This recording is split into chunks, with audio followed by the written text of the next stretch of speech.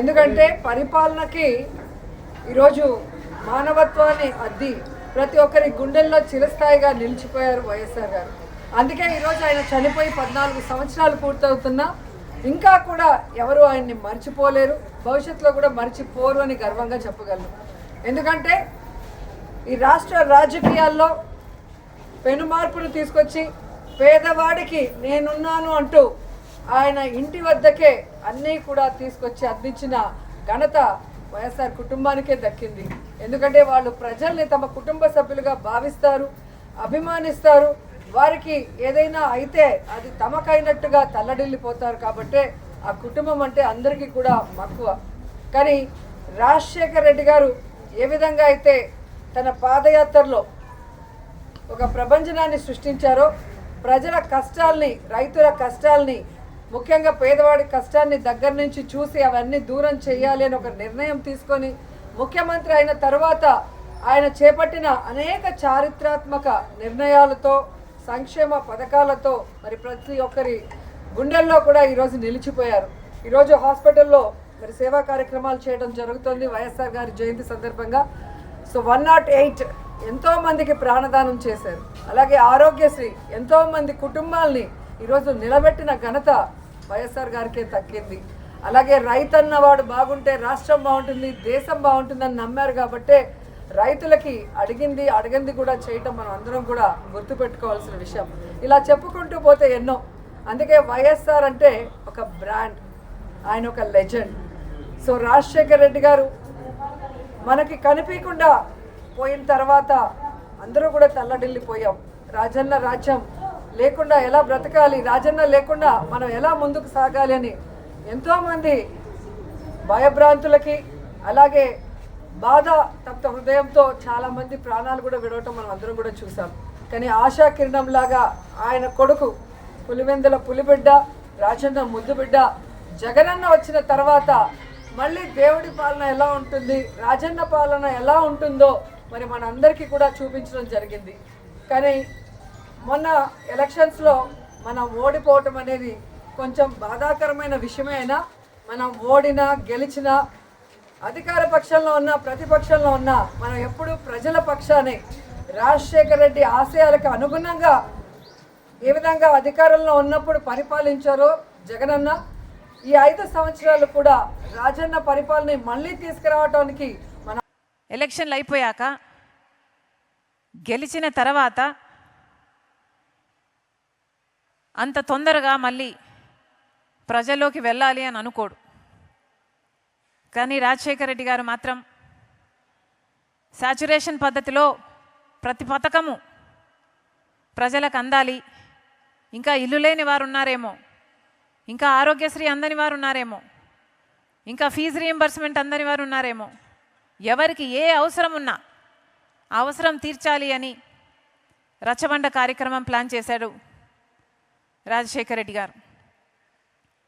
అసలు ఏం అవసరం ఉంది? నాకు ఒక్కొక్కసారి అనుకుంటే అసలు ఏం అవసరం ఉంది? ముఖ్యమంత్రిగా 5 సంవత్సరాలు పనిచేశాడు. ఆ పనితీరును బట్టి ప్రజలు ఆయనను ఆశీర్వదించారు. ఆయన గెలిచాడు. గెలిచాక మళ్ళీ ప్రజలు అని ఉరుక్కుంటూ వెళ్ళాల్సిన అవసరం ఏముంది?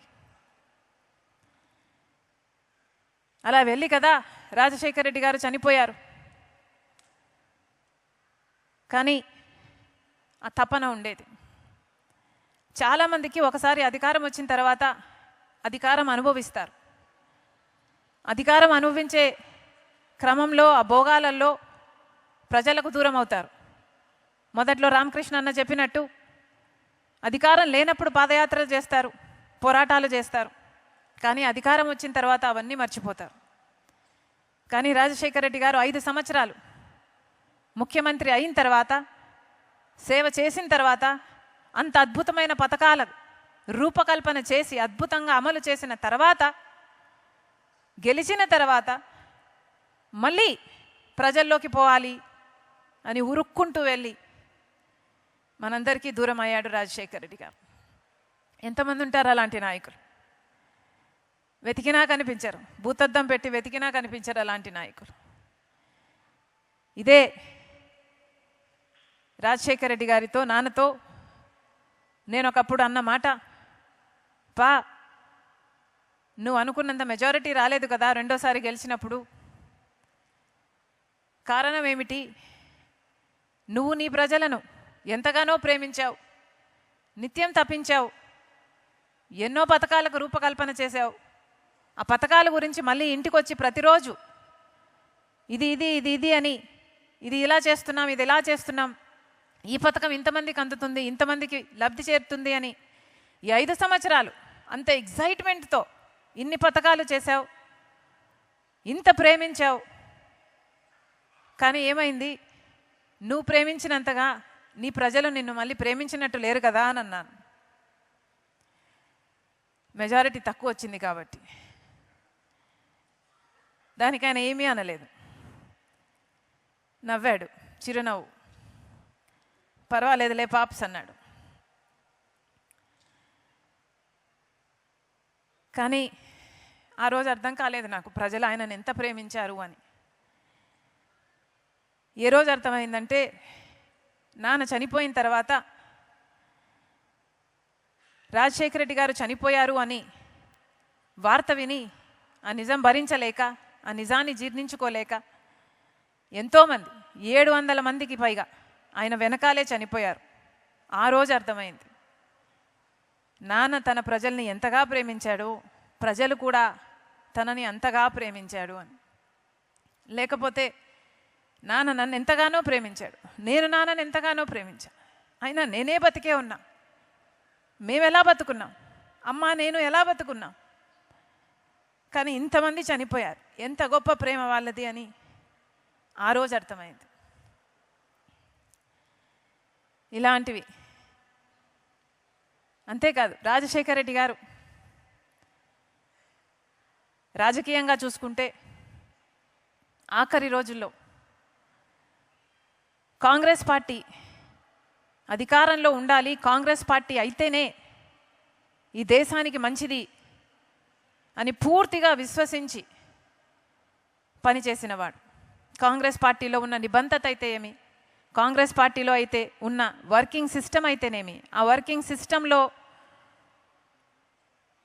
వచ్చే హ్యూమిలిటీ అయితే ఏమి, ఆ హంబుల్నెస్ అయితేనేమి, ఇవన్నీ కాంగ్రెస్ పార్టీతోనే సాధ్యం. కాంగ్రెస్ పార్టీ అయితేనే ఇందిరమ్మ దగ్గర నుంచి, రాజీవ్ గాంధీ దగ్గర నుంచి ఎన్నో అద్భుతమైన పేదల కోసం, సంక్షేమం కోసం, అభివృద్ధి కోసం ఆలోచన చేసి దేశాన్ని పైకి తేగలదు అని పూర్తిగా విశ్వసించిన వ్యక్తి రాజశేఖర రెడ్డి గారు.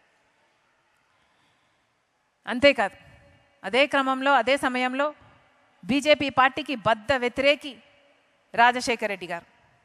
ఎందుకంటే బీజేపీ పార్టీ సెంటిమెంట్ను అడ్డు పెట్టుకుని రాజకీయాలు చేసే పార్టీ, బీజేపీ పార్టీ మతాన్ని అడ్డు పెట్టుకొని రాజకీయాలు చేసే పార్టీ.